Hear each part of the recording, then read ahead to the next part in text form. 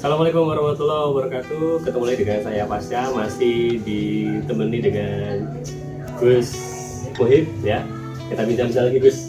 Kalau di episode sebelumnya kemarin kita sudah berbincang mengenai bagaimana kita mempersiapkan bulan puasa, kemudian keutamaan-keutamaannya apa. Kali ini saya ingin mencoba mengkaji mengenai pergaulan nih Gus ya.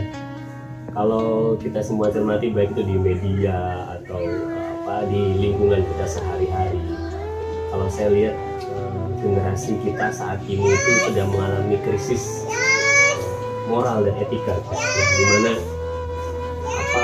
seorang anak berani membunuh ibunya, seorang anak menyiksa seorang ibu, anak kecil berbicara dengan yang lebih tua atau apa itu masih biasa, kata-katanya tidak dijaga, bahkan sering berkata-kata kotor ya, meskipun usianya masih terbilang anak-anak Gus. Nah dari keadaan itu Gus, apa sih yang perlu anak muda kita miliki ya, anak muda yang hidup di zaman milenial ini dengan kemajuan teknologi dan lain-lain, tanpa harus meninggalkan moral atau etika yang seharusnya memang dijunjung tinggi.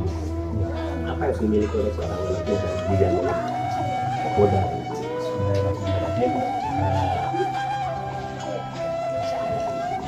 Menjawab apa yang ditanyakan oleh Mas Pasya tadi, sebenarnya jawaban itu simpel dan itu bisa kita dapatkan dari kehidupan sehari-hari. Karena kalau kita ketahui pendidikan yang ada pada saat ini, pendidikan atau bahkan mungkin kita rasakan antara pendidikan yang ada pada zaman dahulu dengan zaman sekarang, dalam hal ini adalah tentang moral dan tingkah laku ini sangat berbeda. Bisa dibilang semakin kesini pendidikan masalah akhlak dan moral ini, baik itu di formal maupun non formal, itu tidak bisa dibilang minim.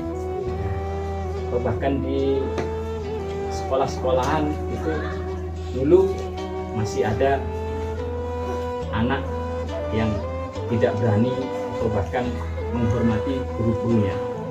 Tapi sekarang kalau kita lihat sekolah-sekolah, banyak sekali anak yang masih kecil-kecil dengan usia SD, jangan lagi di atasnya, usia SD saja sudah berani menantang guru. Ini menandakan bahwasanya pendidikan kita lebih dalam hal moral ini sangat minim sekali. Ditambah lagi dengan kemajuan teknologi yang sekarang kita hadapi, yang mana kemajuan ini tidak diimbangi dengan pendidikan moral yang kuat dan seimbang, sehingga banyak sekali generasi zaman sekarang itu lebih mengedepankan pikirannya atau IQ-nya daripada tingkah lakunya atau budi pekertinya. Sehingga dari sini kita bisa mengetahui sebab atau alasan mendasar kenapa generasi sekarang kok bisa dikatakan kehilangan moral seperti itu ya, karena memang pendidikannya kurang begitu mengasah dalam masalah tingkah laku. Kalau dulu di tahun 90-an mungkin saya masih merasakan pendidikan seperti itu. Ketika ada guru mengajar, ketika ada guru menyampaikan materi, tidak ada satupun siswa yang di kelas itu berani berbicara. Itu memang pertama takut, tapi yang kedua menghormati, ada rasa menghormati. Tapi beda dengan sekarang, yang mana saya sekarang sudah menjadi guru. Ketika masuk untuk mengajar generasi anak-anak pada zaman sekarang, jangankan ketika kita menyampaikan materi, ketika kita masuk aja seakan-akan kita ini nggak perlu dianggap. Jadi mereka itu kadang kita nggak ada. Ini berarti bisa kita artikan bahwasanya pendidikan moral atau moral yang dimiliki oleh generasi-generasi zaman sekarang itu sangat jatuh sekali daripada generasi-generasi di tahun-tahun sebelumnya. Dan saya pernah membaca humor Jadi bedanya pendidikan di tahun 90-an dan di tahun milenial. Kalau dulu di tahun 90-an guru datang masuk gerbang sekolah, langsung ada yang ngomong, Pak, Bu, ini setelah ini masuk kelas mana? Tasnya saya bawakan. Iya, betul. Bukan. Sampai kelas, gurunya masuk kelas, mengajar, dan semuanya berjalan dengan beda dengan sekarang. Sama, yang dilakukan sama. Ada guru datang masuk, Pak, Bu, mau ngajar di mana? Saya bawakan tasnya, bawa ke kelas. Sampai kelas gurunya mau ngajar bingung. HP saya mana? HP saya. Jadi benar, bawakan tas tapi harus ada imbal balik kayaknya. Itulah yang bisa kita rasakan. Jadi memang kalau kita ngomong masalah bahas istilahnya degradasi moral ya, penurunan moral itu memang alasan atau sebab yang paling dasar itulah di pendidikan kita.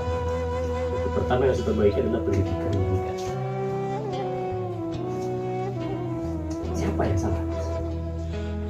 Pertanyaan seperti ini saya nggak menyalahkan siapa-siapa, pasti semuanya juga sudah Kalau tanggung jawab siapa? kalau tanggung jawab ya jelas kita harus ke Menteri Pendidikan karena dia yang ngatur pendidikan yang ada di Indonesia ini. Dan memang dari gurunya juga, saya rasakan dari gurunya juga. Kalau dulu itu Masya Allah, guru itu ikhlas, bahkan bisa jadi mereka itu menyampaikan ilmu, menyampaikan pendidikan itu tanpa ada rasa pamrih sedikit pun di dalam hati. Kan yang dulu terkenal mungkin yang juga tahu ada sampai dilakukan oleh Iwan Fals, Umar Bakri itu kan menandakan keikhlasan seorang guru. Sehingga dari hati yang ikhlas ini, guru itu apa yang disampaikan dari hati yang ikhlas itu akan sangat mudah diterima oleh anak-anak didik. Beda dengan guru yang sekarang, guru milenial. Saya pun juga posisinya di situ. Banyak sekali guru yang mengajarnya itu hanya sebatas yang penting jam saya terpenuhi, yang penting sertifikasi saya tidak terputus. Sehingga mereka mengajar, mereka menyampaikan pendidikan, materi-materi atau suatu hal-hal yang baik, mungkin tidak dari hati atau tidak dari keikhlasan tadi, sehingga para murid yang menerimanya itu juga tidak sepenuh hati ya. Sehingga pendidikan, akhlak dan sebenarnya yang diajarkan sama, cuman ya itu tadi karena prosesnya yang berbeda tadi, maka apa yang diterima di murid-murid atau anak-anak zaman sekarang itu juga berbeda dengan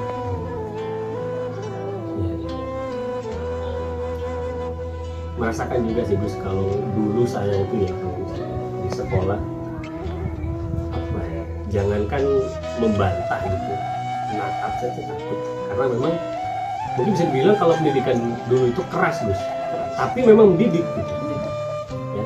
Tidak terdengar di zaman dulu ketika ada anak distrap di depan kelas, bahkan pakai garis panjang itu Gus, tidak dilaporkan. Tapi kejadian sekarang gimana? Ya saya juga mungkin tidak terlalu paham sebenarnya mengenai peraturan perlindungan anak dan lain-lain, di mana baru kekerasan sekedar dicubit itu bisa dilaporkan. Ini kan jadi simalakama juga bagi guru ya, jadi mau bertindak keras ya ada perlindungannya, tapi mau dilembekin juga pada kenyataannya istilahnya kan tidak mungkin seorang guru juga Gus mau berlaku keras kalau tidak ada penyebabnya. Seperti itu.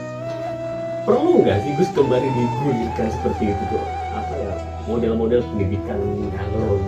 Kalau yang ditanyakan perlu ya sangat perlu. Cuman kalau kita belajar fenomena zaman lagi, ini sudah di zaman akhir. Salah satu tanda yang disebutkan oleh Rasulullah di dalam hadis Jibril itu sangat jelas sekali. Ketika malaikat Jibril bertanya kapan hari kiamat datang, apa saat, maka Rasulullah menjawab antali dal amatu robbata. Jadi nanti zaman akhir itu akan datang ketika banyak sekali seorang ibu yang melahirkan tuannya. Gimana seorang ibu melahirkan tuannya? Maksudnya mungkin kita bisa banyak bahkan menemui di zaman sekarang. Jadi kayak anak-anak sekarang ini mereka lebih lebih merajai lah di dalam rumah itu daripada orang tuanya. Yang saya masukkan di sini kalau kita lihat dari segi akhlaknya, ini kan bukan sama sekali bukan akhlak anak kepada orang tuanya. Tapi entah itu ya saya sendiri juga merasakan, karena mungkin kasih sayang orang tua zaman sekarang yang terlalu besar. Nah, sehingga apapun yang diinginkan oleh anaknya itu. Termasuk juga ketika ada anaknya mengadu, saya tadi di sekolahan digini-gini kan. Nah, karena saking besarnya rasa sayang, maka tidak terima akhirnya orang tua. Tidak terima sehingga akhirnya diproses hukum dan seterusnya. Tapi beda dengan orang tua kita zaman dahulu, entah. Tapi saya rasa itu adalah wujud dari kasih sayang mereka kepada kita. Lalu dulu di zaman ketika saya sekolah mengadukan, Pak, tadi saya dicubit guru atau dipukul sama guru, bukan tambah dibela, tambah dipukul juga. Kamu ini nakal pasti begitu. Jadi yang salah kita, bukan guru. Nah, dari sini juga kita bisa menilai bahwasanya tanggapan orang tua pun terhadap pendidikan anak itu juga seperti itu. Yang mana dengan latar belakang tadi, karena fenomena zaman yang sudah ada di zaman akhir, sehingga untuk merubahnya pun kita kesulitan, karena ini sudah menjadi fenomena zaman. Sulit besar. Tapi ya bagaimana caranya kita yang paham akan hal ini bisa membentengi anak-anak kita atau bahkan ponakan atau anak cucu kita nanti dari hal-hal seperti. Walaupun kita tidak menghentikan, paling tidak meminimalisir. Kalau misalkan dihadapkan dalam sebuah pilihan, mana yang perlu diutamakan, kepintaran atau akhlak? Pertanyaan yang bagus. Kalau saya dulu ngaji mana-mana pun, guru-guru saya selalu mengedepankan akhlak, ilmu bahkan. Ilmu bukan hanya kepintaran, bahasanya ilmu. Jadi saya pernah di guru saya, rektor di universitas saya di Muhammad Baharun berkata, ij'al ilmaka milhan wa adabaka zabiqan. Itu artinya adalah jadikan ilmumu itu sebagai garam dan adabmu itu sebagai tepung. Ketika kita akan membuat gorengan, buat weci, buat apa ya, pokoknya gorengan-gorengan itu yang banyak itu tepung apa garam. Tepung, pasti tepung. Garam itu hanya sebatas pelengkap, bisa dikatakan pelengkap. Oh, kurang asin, baik kurang asin. Sehingga dari sini bisa kita simpulkan, kalau dengan dikembalikan ke pertanyaan tadi, mana yang lebih diutamakan, akhlak dulu apa? Ini jelas akhlak. Karena dari akhlak ini nilai seseorang itu akan dilihat oleh orang.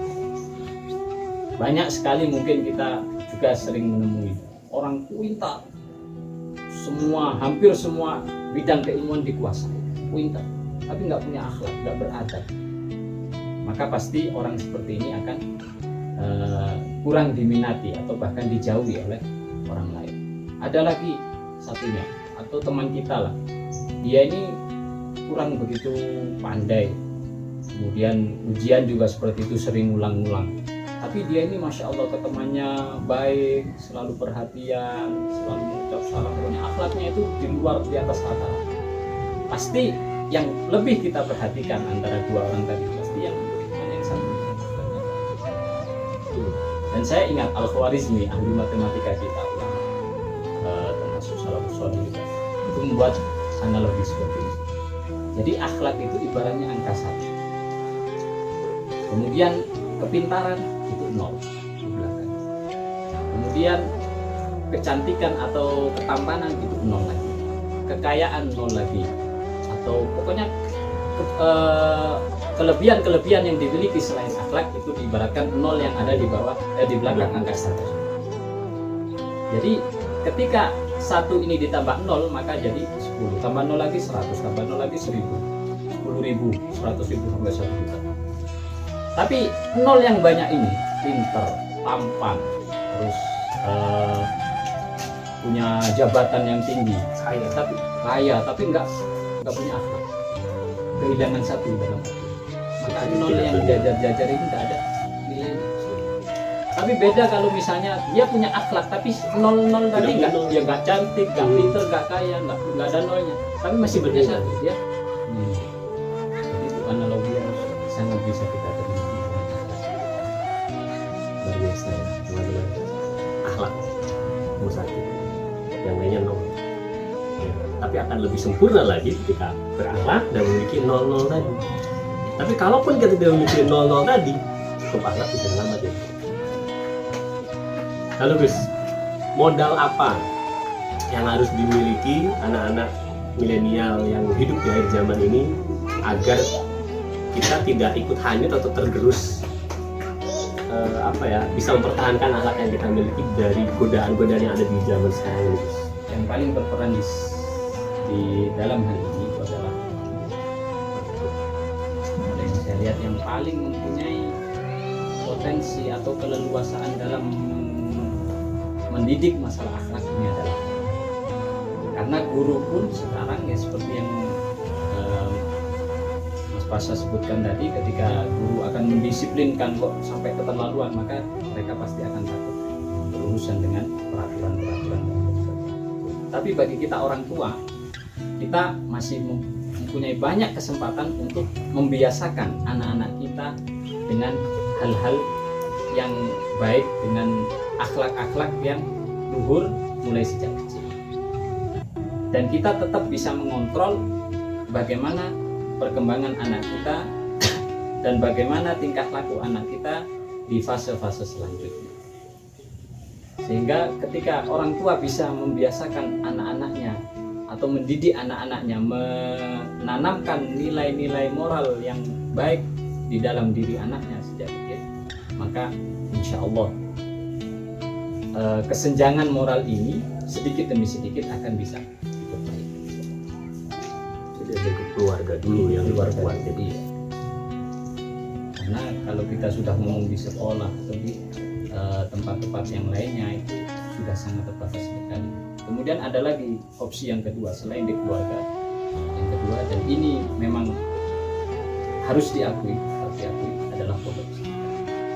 Karena di dalam pondok pesantren itu pelajaran dan penanaman moral itu masih sangat kental, sehingga satu-satunya benteng pendidikan akhlak yang ada pada zaman sekarang itu adalah pondok pesantren. Sehingga kalau ingin membekali putra putrinya dengan akhlak-akhlak yang baik, ketika orang tuanya bisa sendiri ya Pak, tapi ketika orang tuanya tidak sanggup, entah itu karena terbatas waktu atau yang lain sebagainya, maka ya anjurannya adalah dengan menaruh atau mempercayakan pendidikan masalah akhlak tersebut di pondok pesantren. Karena walau bagaimanapun anak ini nanti akan membawa bangsa ini ke depan gitu. Jadi kalau fondasinya tidak kuat, bisa terbawa zaman.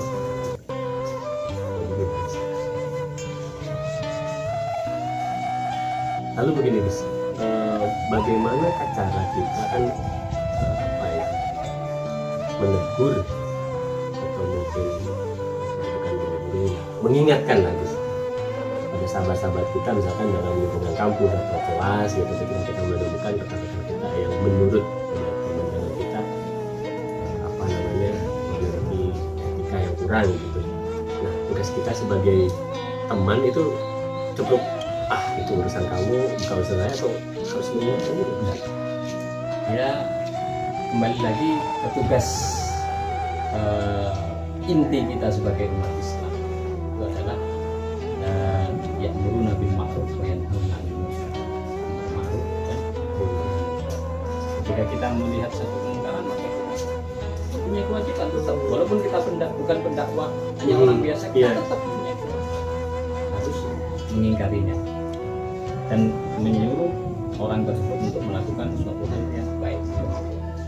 Dan mengenai amar ma'ruf dan nahi munkar ini Rasulullah sudah bersabda dalam salah satu hadisnya, "Man ra'a minkum munkaran falyughayyir bi yadihi, wa illam yastati' fa bi lisanihi, wa illam yastati' fa bi qalbihi, wa dzalika adhaful iman."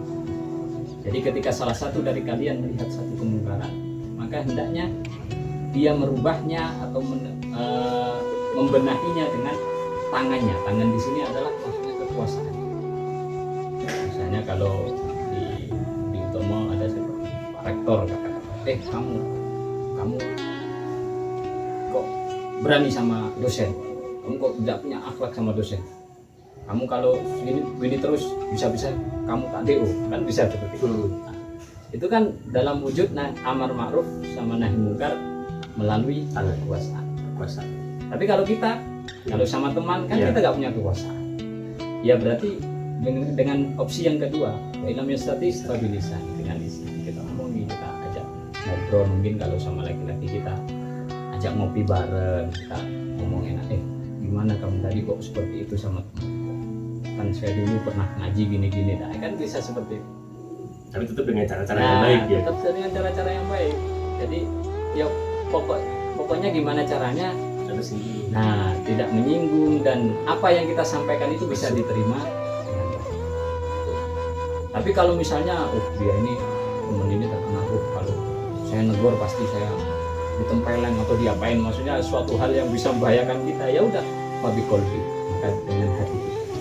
Ya itu tadi, ya kita doakan, maksudnya kita tidak boleh bahwasanya apa yang dilakukan itu maksudnya mengikrar dalam hati atau menganggap apa yang dia lakukan itu benar, kemungkaran yang dia lakukan itu benar, nggak boleh. Tapi harus tetap ada keingkaran dalam hati kita. Tapi kalau seperti yang disebutkan oleh Rasulullah selanjutnya, wadzalika adhaful iman, tapi itu adalah iman yang paling rendah, iman yang paling lemah tingkatannya. Tapi tidak apa-apa, yang penting kita harus mempunyai rasa ingkar dalam satu kemungkaran.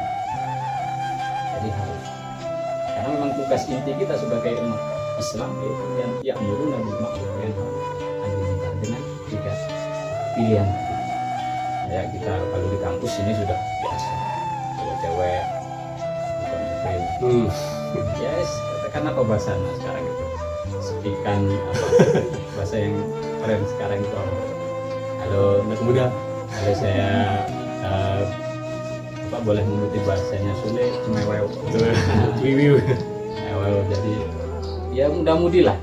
Itu di kampus kan guys, sepertinya sudah sangat bisa dikatakan biasa lah. Tapi jangan sampai suatu hal yang biasa itu membuat kita biasa juga.